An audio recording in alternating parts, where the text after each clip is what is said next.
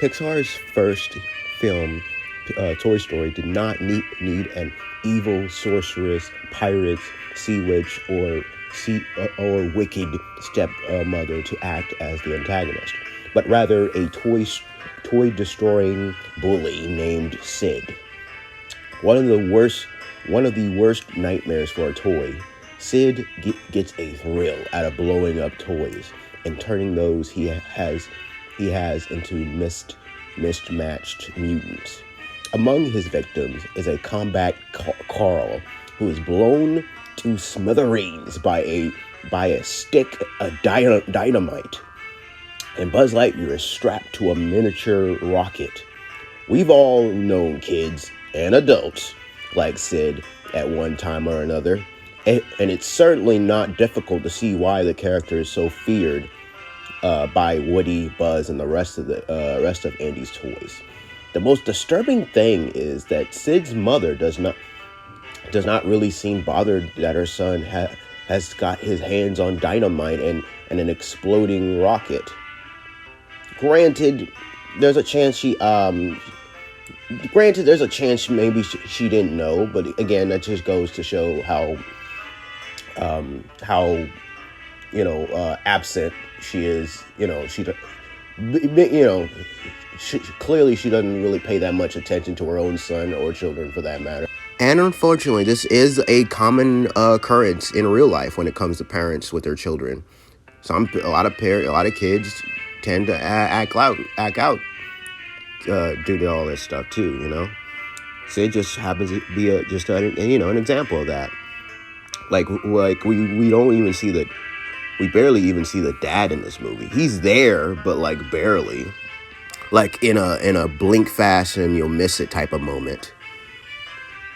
But anyways, Woody rallies the mutant toys to stand up to Sid and remind him what the purpose of a toy is by terrifying him. Although Woody's actions could have left Sid mentally scarred. I mean, I've seen tons of video, like specifically Watch Mojo, try to villainize Woody for what he did. But given the circumstance, I understand. I mean, you can't really blame, Woody for why he did what he did. And, I mean, despite that, it seemed he came out all right, since he cameos in Toy Story 3 as a garbage man. Who knows what might have happened if Woody had not scared Sid. He might have start harming animals or even people.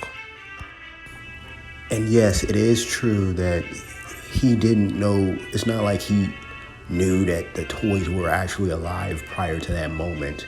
But I mean, still, man, the kid was just an outright jerk. Not just to the toys, but to his own little sister. He needed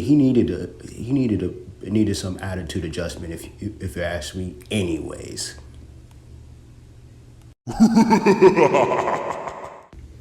One word to describe Gaston is narcissist.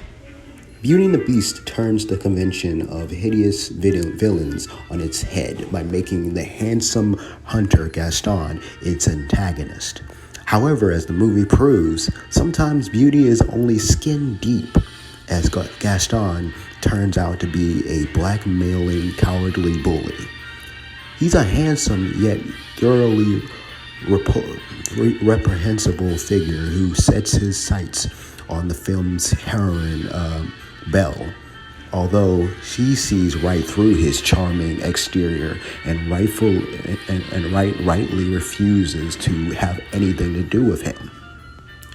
Gaston inevitably becomes more than just a mere annoyance, however, as he attempts to blackmail Belle into marrying him by threatening to have her father thrown into the nut house.